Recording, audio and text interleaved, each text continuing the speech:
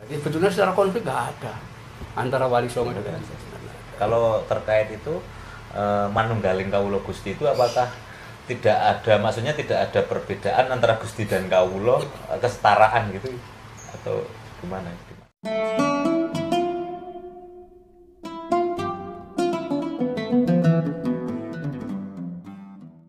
Di dalam Wali Songo itu atau kita juga mengenal yang masih banyak di perjenjangan misteri, yaitu tentang Syekh Siti Jenar.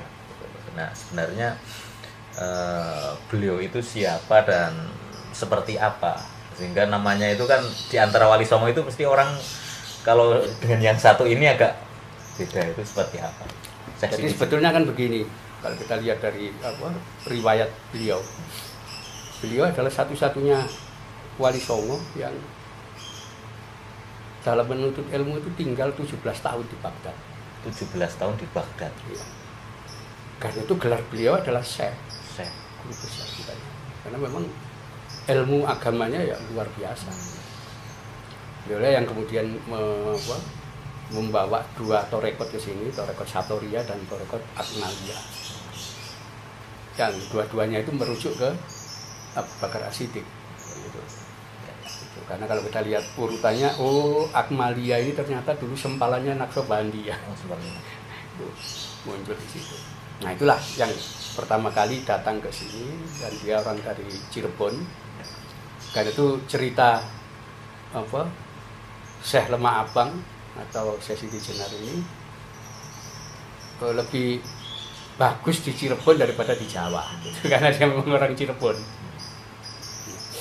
Nah, sebetulnya tidak ada hubungan konflik antara Wali Songo dengan tokoh ini.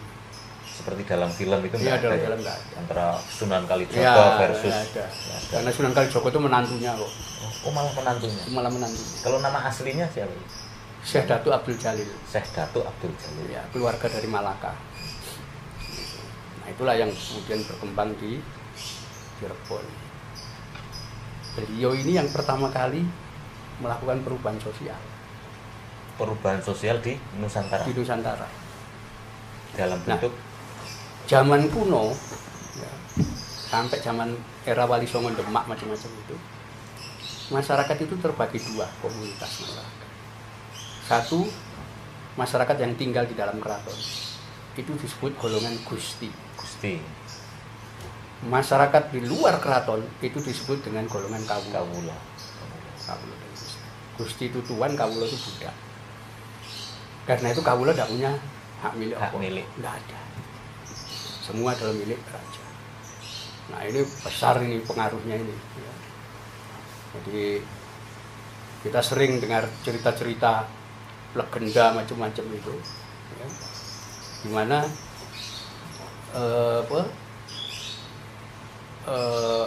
ketika orang dari keraton itu berburu atau apa lewat desa, dia lihat ada perempuan cantik, dia ambil. Kenapa? Lu semua kan budak, dia milik raja. Dia tidak peduli anaknya orang atau istrinya orang, dia ambil. Itu masih mending begitu. Orang masih bisa memaklumi. Oh iya kan. Yang sudah susah itu kan gini. Ketika pihak istana, keraton, itu membangun bangunan-bangunan besar. Dalam arsitektur tradisional, itu ada ketentuan untuk membuat pawadal. Manusia dijadikan tumbal di situ. Di tanah. Ya anaknya Kawula diambil. Itu didobrak oleh Syekh Datuk Abdul Jalil atau dengan cara apa? Beliau pertama kali mendirikan desa Lemah Abang di Cirebon sana. Di mana di dalam pendirian desa itu beliau nyatakan penduduk Lemah Abang bukan Kawula, tapi masyarakat. Dari kata-kata musyawarah, orang yang bekerja sama, sederajat yang bekerja itu. Dan mereka ada perbedaan dengan Kawula. Apa? Perbedaannya itu dua kosakata yang tidak ada di dalam bahasa lokal kita tidak ada. Masyarakat itu punya hak dan milik. Hak milik, hak tanah, hak dan milik, ya hak keluarga, hak agama, hak macam-macam itu dia punya hak dan punya milik. Nah, sementara kawula tidak punya. Nah ini yang ketika berkembang, ya, jadi desa lemah apeng banyak. Gitu.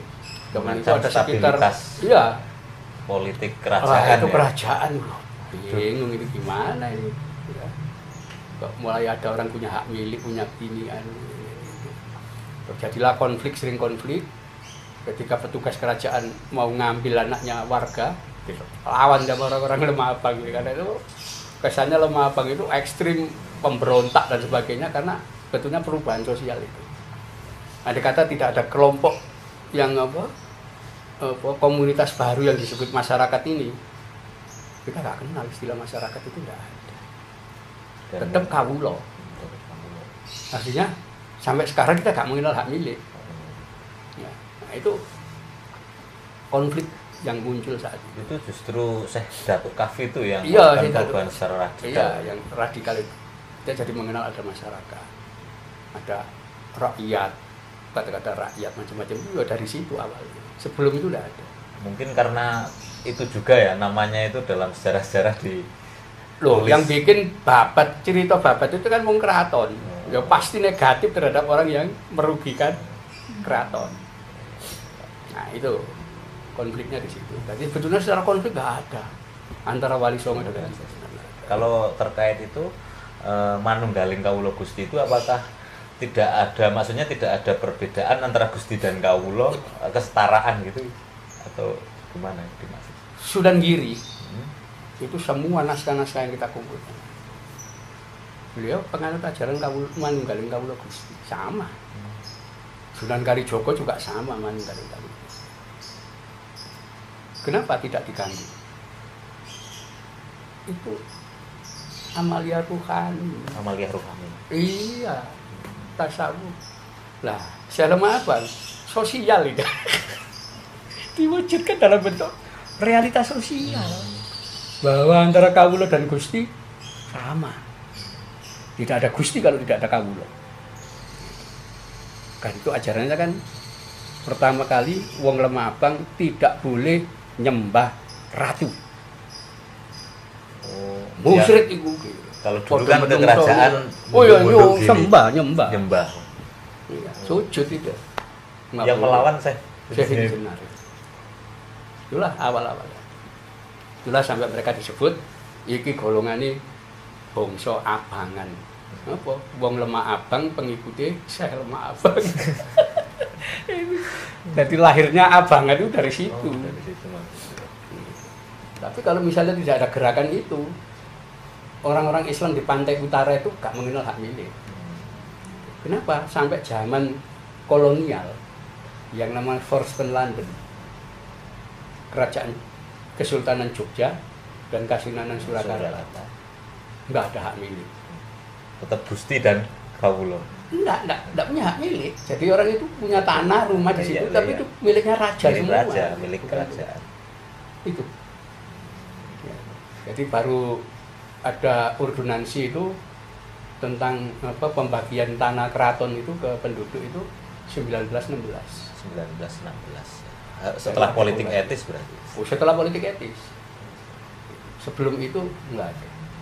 Ketika Undang-Undang Pokok Agraria itu dibikin oleh Belanda 1870 itu, Belanda juga baru tahu bahwa ternyata orang-orang Jogja dan Surakarta ini nggak punya hak milik atas tanah, atas apa, tidak ada. Kenapa masih ikut lama? Tapi orang Pantura yang ikut gerakan sejak awal itu sudah mengenal hak milik itu, sudah bisa diwariskan, bisa diambil. Berarti sudah jelas ya. Berarti sebenarnya peran Sesi Jenar itu malah luar biasa.